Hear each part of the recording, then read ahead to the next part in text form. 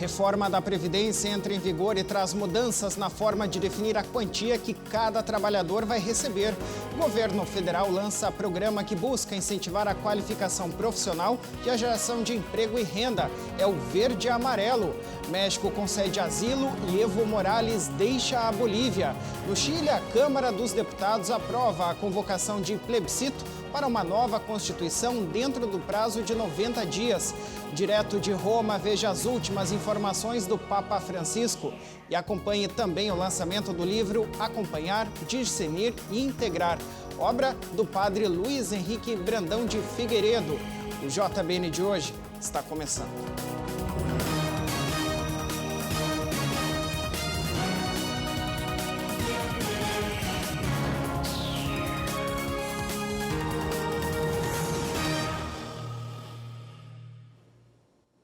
Olá, uma ótima noite para você. Hoje é terça-feira, dia 12 de novembro de 2019. Muito obrigado a você que nos acompanha de norte a sul do Brasil.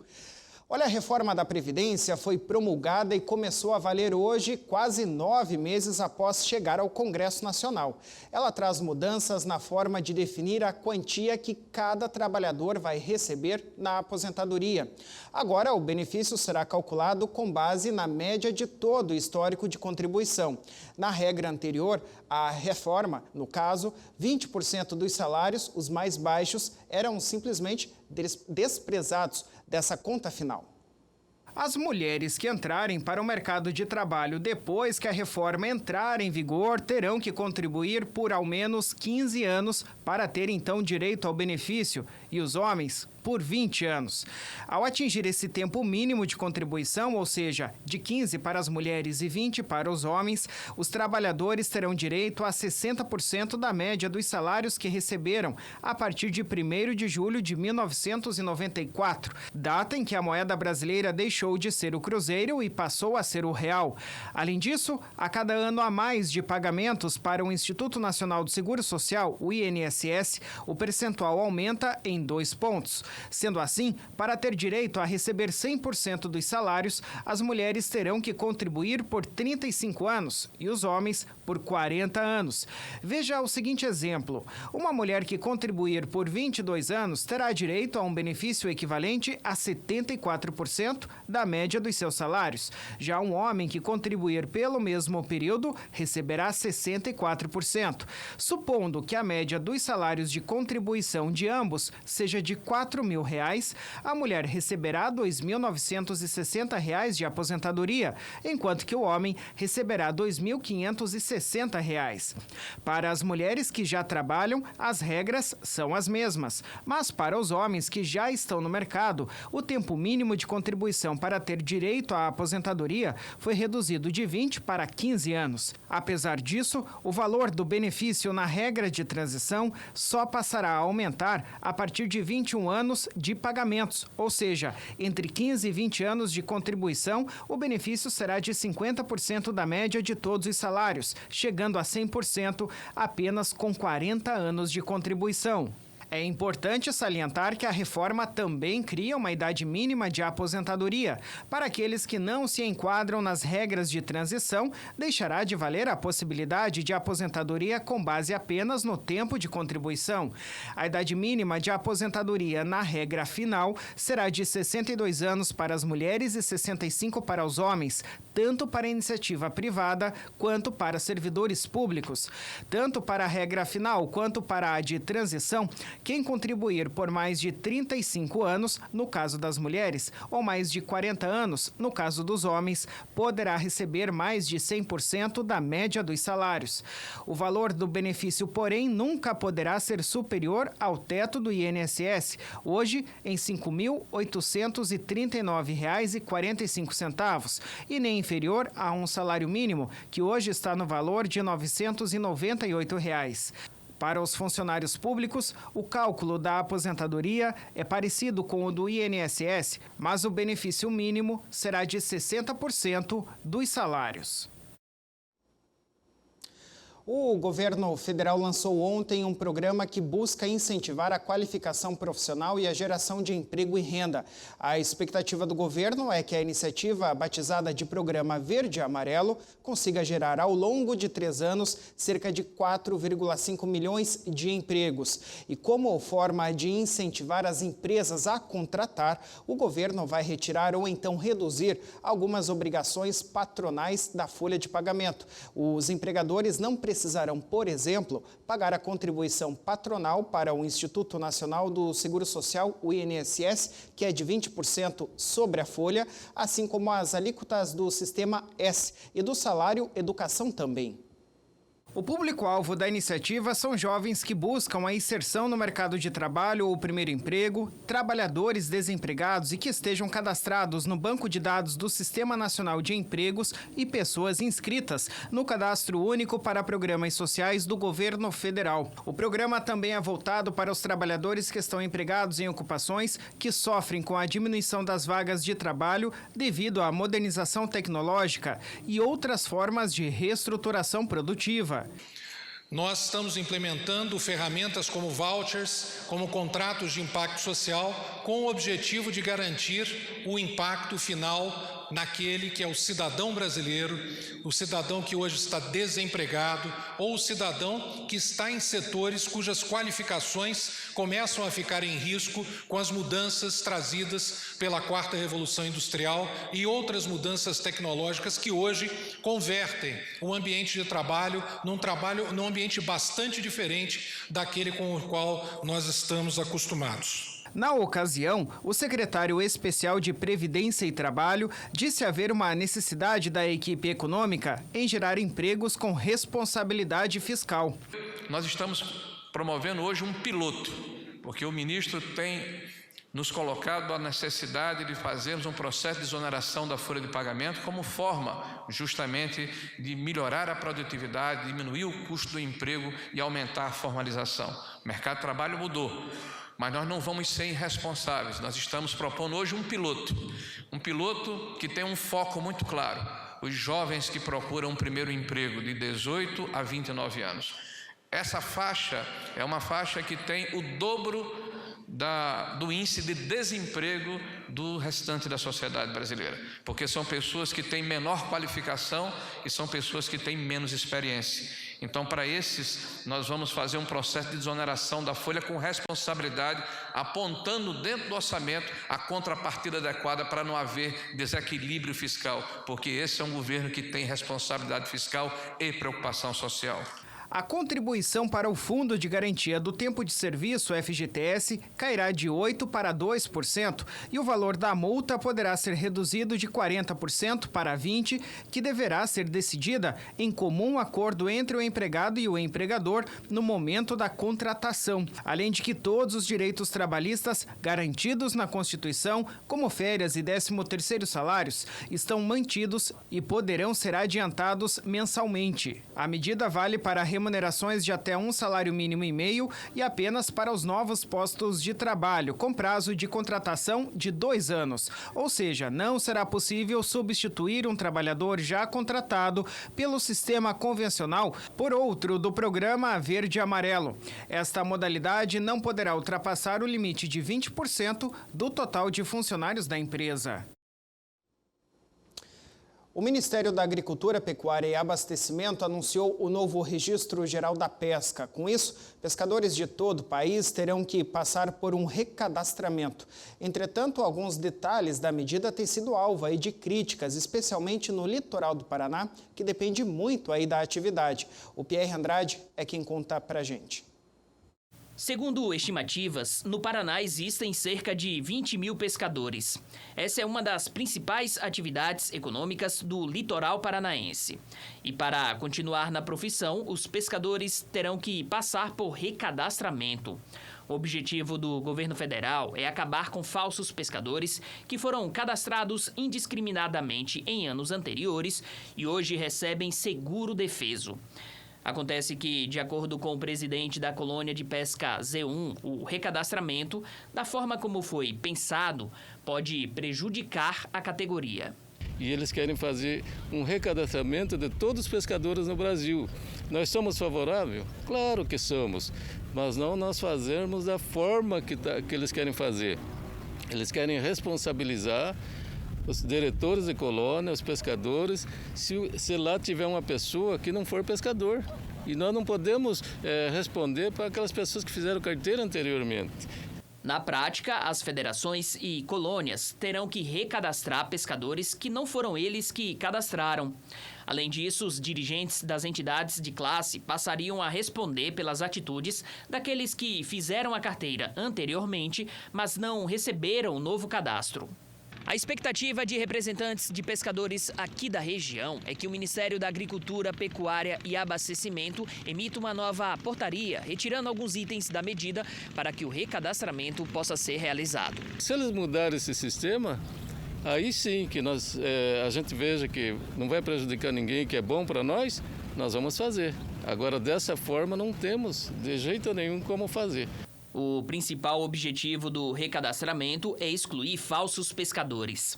Segundo dados do governo federal, dos 2 bilhões de reais pagos anualmente com seguro defeso, aproximadamente 1 bilhão e 300 milhões de reais são destinados para pessoas que não têm a pesca como principal fonte de renda. Quem não é pescador, mas recebe seguro defeso, benefício exclusivo para pescadores, pode fazer o descadastramento voluntário por meio do telefone 135 e assim evitar possíveis penalidades. Veja depois do intervalo que o México concedeu asilo a Evo Morales depois que ele deixou a presidência da Bolívia. Nós já voltamos, é um instante só.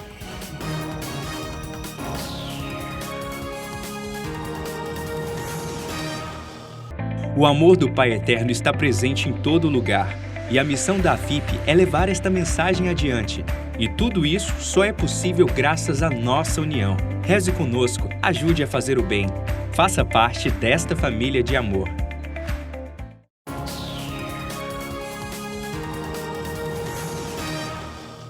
Muito bem, estamos de volta com o JBN desta quarta-feira. Obrigado mais uma vez pela sua companhia.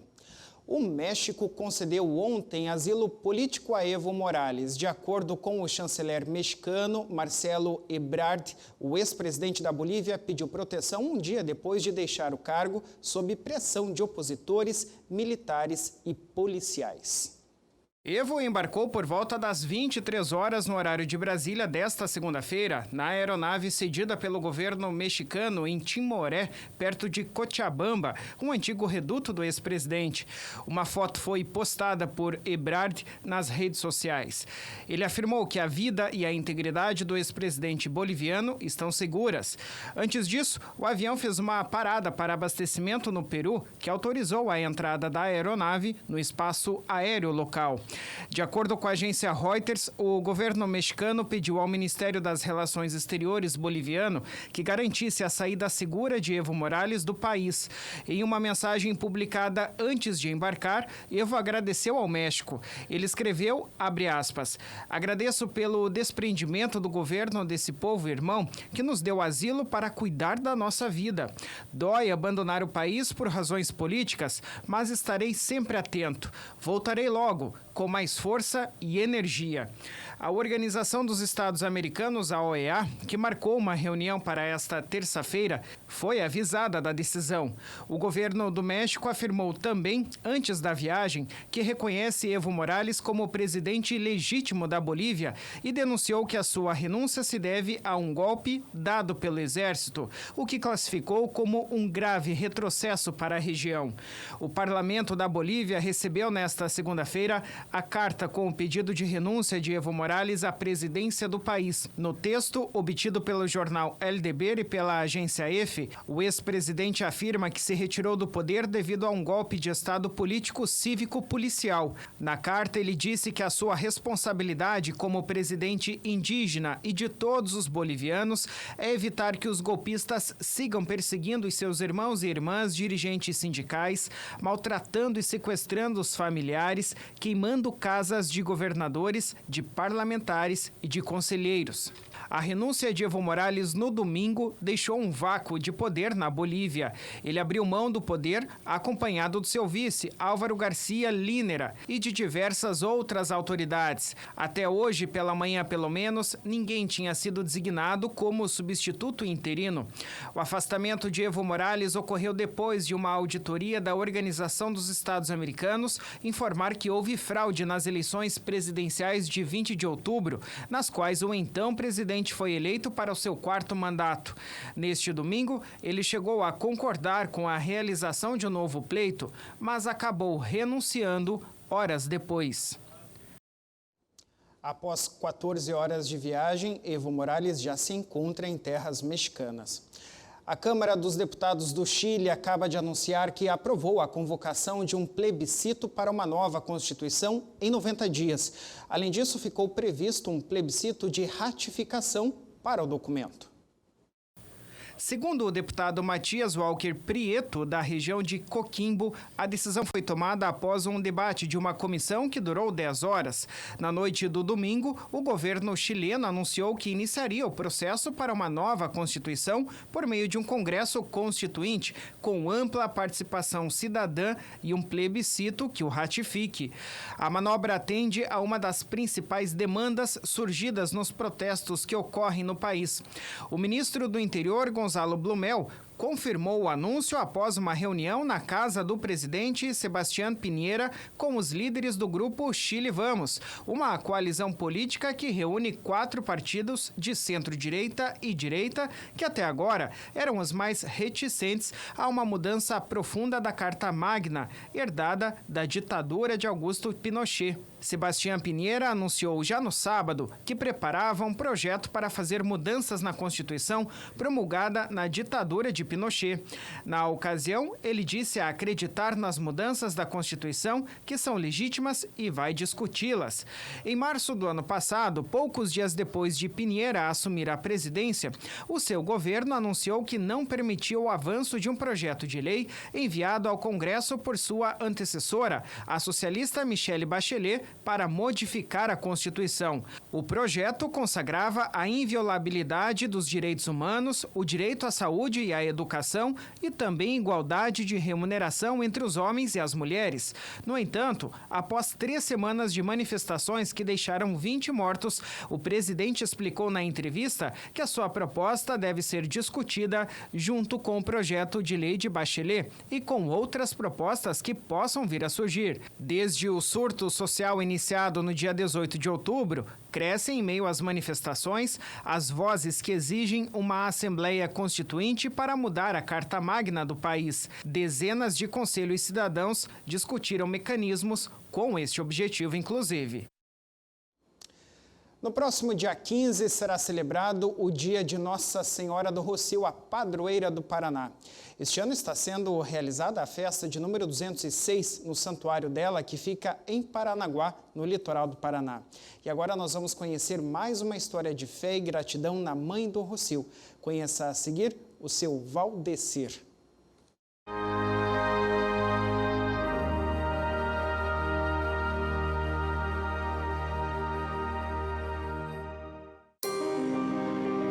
Seu Valdecir é mais um devoto que alcançou uma graça por intercessão da Virgem Mãe do Paraná. Mora em Juranda, no Paraná, viajou por muitos quilômetros para chegar no santuário. Por diversas vezes, conta que teve a oportunidade de visitar a casa de Nossa Senhora do Rossio. Era caminhoneiro, viajava muito. Esteve na cidade a trabalho, mas não sentiu na época essa vontade. Hoje ele retornou à cidade, não a trabalho, mas para agradecer. Inclusive, minha esposa um dia estava junto e nós estávamos ali para descarregar. Ela falou, vamos lá na igreja. Acho que tinha festa aqui, se eu não me engano. E eu, não, coisa, e nem dava intenção, não ligava de vir, né? Aí, passado uns tempos, eu comecei uma tal de depressão, né? Depressão em casa. Mas daí eu não estava mexendo no caminhão mais, daí... E procurava ficar dia domingo em casa, sozinho, sabe? Preocupado que estava doente, aquele negócio. E parecia que estava a garganta doía, sabe? Sentia que estava complicado. E daí umas 2 horas e meia, 3 horas mais ou menos, que nunca aconteceu, uma vez só, eu estava passando uma missa aqui na igreja. Nunca aconteceu. Aí a missa na Senhora do Rocio e tal, o padre falando e tal, sobre cura e libertação e tal, e me tocou assim, que foi mesmo que tirar assim do sopro. Sarei, uma coisa... Foi a fé do senhor? A fé. O senhor pediu para Nossa Senhora do Rocio? Sim, eu vi a imagem, né, aqui, né, a imagem certinho, tudo, a missa ali. E eu pedi para Nossa Senhora do Rocio e que ali curasse o senhor da depressão. Que curasse da depressão. E eu, para falar a verdade, parecia que eu estava inchado assim, sabe? Parecia que tinha uns caroços. Eu doía. E eu já estava preocupado, às vezes eu ia lá no acessório, eu ficava com vergonha de alguém olhar em mim e falar: ô tia, você parece que tá doente, né? E eu ficava me escondendo. A imagem de Nossa Senhora do Rocio também esteve na cidade onde mora. A imagem de Nossa Senhora do Rocio passou Campo Mourão, passou Mamborê, tipo, como é que fala? De igreja em igreja lá, né? E daí passou na Juranda também. Aquele dia eu me emocionei também, chorei. A imagem de Nossa Senhora do Rocio foi para a cidade do senhor? Foi. Ela foi em Boa Esperança. Lá você já conheceu então, Nossa Senhora? Aí eu já estava devoto, motivou porque eu sarei. Aí eu recebi a graça de Nossa Senhora do Rocio e aí eu falei: eu quero ir lá. Aí minha mulher ainda falou: mas vai ser difícil, que a noite todinha andando, de ônibus e tal. E eu tenho problema, né? Problema de vista e tal, meio... E deu certo de vir. Valeu a pena. Valeu a pena. E na casa do senhor já tem imagem de devoção de outros santos. A princípio ainda não tinha de Nossa Senhora do Rocio. Hoje está levando uma? Tem Nossa Senhora das Graças, tem Nossa Senhora Aparecida. Estou levando aí Nossa Senhora do Rocio, comprei ali agora. Vai ficar pertinho do senhor lá? Ficar pertinho, vamos orar, né? Tá aí, seu Valdecir, mais um grande exemplo de fé em Nossa Senhora do Rocio, né? Olha, nós vamos fazer mais um intervalo agora e já veja o lançamento do livro Acompanhar, Discernir e Integrar. A obra é do padre Luiz Henrique Brandão de Figueiredo. Nós já voltamos com os detalhes.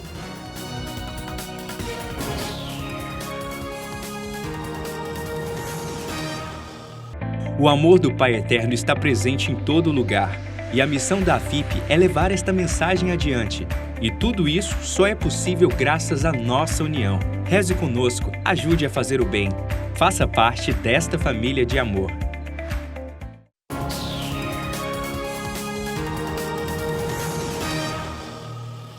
Estamos de volta com o JBN de hoje e agora com as notícias do Vaticano. O Papa Francisco presidiu e entregou durante uma cerimônia hoje o prêmio Ratzinger deste ano, de 2019. O prêmio foi entregue ao filósofo Charles Taylor, do Canadá, e ao teólogo africano Paul Bert. O encarregado de abrir o encontro foi o presidente da Fundação Ratzinger e velho conhecido do Papa, o jesuíta Federico Lombardi, que foi porta-voz do Papa até 2016. Santo Padre, a nome di tutti i presenti, la ringrazio profondamente per averci voluto ricevere questa mattina per consegnare personalmente i nuovi premi Ratzinger ai 2 illustri studiosi qui presenti. Francisco entregou os prêmios aos vencedores Charles Taylor, que estudou minuciosamente o secularismo e a relação entre a religião e a modernidade. Já o outro ganhador do prêmio, Paul Bert, foi um grande promotor da teologia africana. No evento, as primeiras palavras do Papa foram direcionadas ao seu antecessor. Ti siamo grati per l'insegnamento e l'esempio che ci ha dato nel servire la Chiesa, riflettendo, pensando, studiando, ascoltando, dialogando e pregando. O Santo Padre refletiu ainda sobre a origem dos 2 vencedores. Francisco lembrou que eles vêm de países e mentalidades muito diferentes e que isso prova que a origem cultural não é um obstáculo para conhecer a Deus. Essere e restare in dialogo attivo con le culture che cambiano nel corso dei tempi e si diversificano nelle diverse parti del mondo è un dovere per la teologia, ma è allo stesso tempo condizione necessaria per la vitalità della fede cristiana, per la missione di evangelizzazione della Chiesa. O Papa dirigiu aos vencedores o melhor elogio que pode ser dedicado a um teólogo que admira Bento XVI. Ele lhes disse que o seu trabalho os torna cooperadores da verdade. Palavras que são o lema episcopal do cardeal Ratzinger. O Sínodo da Amazônia terminou, mas para recordar os valores desta terra, o Museu Etnológico do Vaticano abriu uma grande exposição chamada de Mater Amazônia, que na tradução do latim significa Mãe Amazônia. Na exposição é possível fazer um passeio entre centenas de objetos que retratam a riqueza do passado, o medo do presente e a esperança do futuro deste povo. Since there are works from those parts of Latin America in our ethnological collection, we found it important to show the attention we give to different cultures, civilizations, and cultural, religious, and spiritual sensibilities, in line with what Pope Francis teaches. Uma das peças mais importantes da exposição é esta coroa de penas da tribo dos Tucanos da Colômbia, que passou por uma restauração no museu. Mas há também outras peças que podem ser encontradas na exposição e que são de bastante importância. São máscaras, copos de cerâmica e instrumentos musicais. Além disso, objetos mostrando a enculturação do Evangelho também podem ser vistos na exposição. Os objetos são feitos por povos indígenas e têm simbologias cristãs. Por exemplo, esta escultura sobre a Assunção da Virgem Maria. Além dessas peças que vieram de 5 museus, o Vaticano expôs o rosto de missionários que deram as vidas para levar a fé cristã até essas terras. Eles são os outros protagonistas desta grande exposição no Vaticano. E olha, no último fim de semana, o Papa Francisco foi até a sede do Bispado de Roma, a igreja de São João de Latrão, a mais antiga do país. A visita foi feita durante a festa dedicada a esse templo. Na ocasião, o Papa Francisco aproveitou para transmitir uma mensagem especial a essa diocese. Ele disse que os cristãos que vivem nesta cidade, ou seja, em Roma, são como o rio que flui do templo. Eles carregam uma palavra de vida e esperança capaz de fertilizar os desertos dos corações. Além disso, o Santo Papa enfatizou que ninguém está condenado nesta terra a ser separado para sempre de Deus. Durante a festa foi apresentada a cruz que será suspensa a partir de agora no altar da igreja. Ela simboliza e recorda a importância desta basílica, considerada a mãe e a cabeça de todas as igrejas da cidade eterna e também de todo o mundo, já que é sede episcopal do Bispo de Roma, ou seja, o Papa. Vamos agora a outras notícias do Papa com o nosso correspondente no Vaticano, Silvano José. Alô, amigos da TV Pai Eterno em todo o Brasil. O Papa Francisco recebeu em audiência no Vaticano no dia de ontem os membros do Conselho em prol de um capitalismo inclusivo. Esse conselho é um dos frutos do Fórum Global Fortune and Time, realizado em 2016, e que havia destacado a necessidade de modelos econômicos mais inclusivos e equos. No seu discurso ontem, Francisco destacou que o aumento dos níveis de pobreza em escala global testemunha que a desigualdade prevalece sobre a integração harmoniosa de pessoas e nações. É necessário e urgente um sistema econômico justo, confiável e capaz de responder aos desafios mais radicais que a humanidade e o planeta devem enfrentar. O Papa reiterou que um sistema econômico saudável não pode ser baseado nos lucros a curto prazo, em detrimento de um desenvolvimento e investimentos produtivos, sustentáveis e socialmente responsáveis a longo prazo. O verdadeiro desenvolvimento não pode se limitar somente ao crescimento econômico, mas favorecer a promoção de cada homem e de todo homem, como dizia São Paulo VI. Para Francisco, isso significa muito mais do que enquadrar as contas ou oferecer uma ampla variedade de bens de consumo, mas uma renovação, uma purificação e um reforço de válidos modelos baseados na nossa conversão pessoal e generosidade para com os mais necessitados. Um sistema econômico sem preocupações éticas não conduz a uma ordem social mais justa, mas leva, ao invés, a uma cultura descartável dos consumos.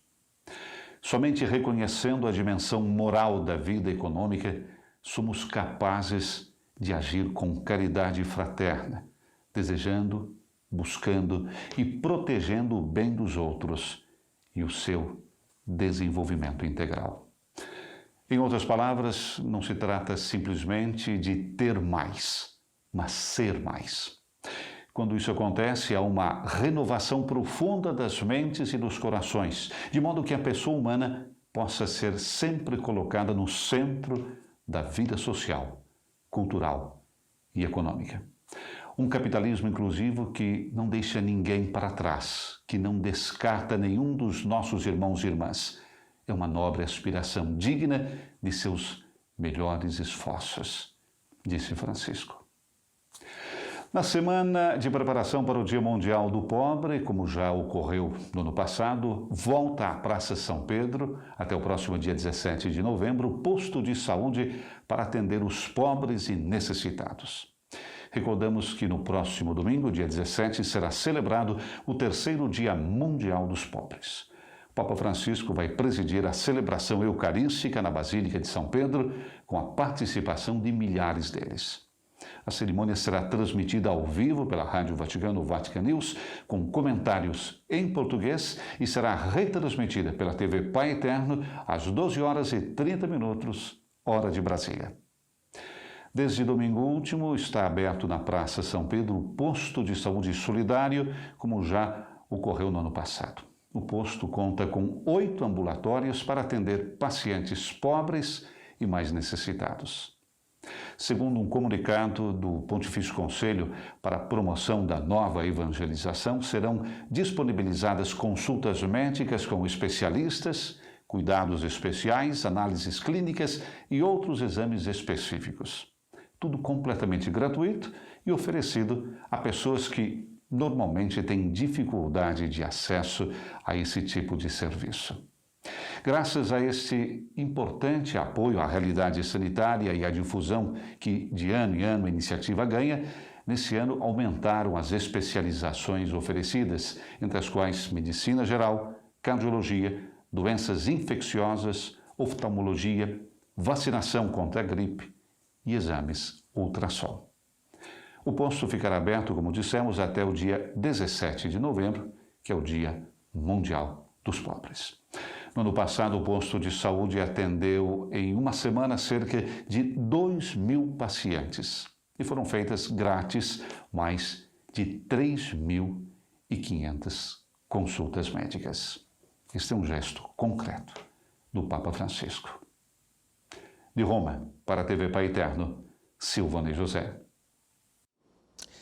De volta ao Brasil, o Santuário Sagrada Família, lá em Goiânia, acolheu o lançamento do livro Acompanhar, Discernir e Integrar. A obra é escrita pelo padre Luiz Henrique Brandão de Figueiredo e trata sobre o Santo Afonso Maria de Ligório e o ministério do confessor também. A nossa equipe acompanhou o evento e a gente confere agora como é que foi. Com o título Acompanhar, Discernir e Integrar, Santo Afonso Maria de Ligório e o Mistério do Confessar, a obra chega com um propósito bem definido. O Papa Francisco, em um dos seus documentos, apresentou esses 3 verbos como uma espécie de atitude pastoral constante que a Igreja deveria ter. Pensando em tornar mais concreto, sobretudo para os confessores, que têm um papel muito importante na vida cristã e no desenvolvimento da vida cristã dos fiéis.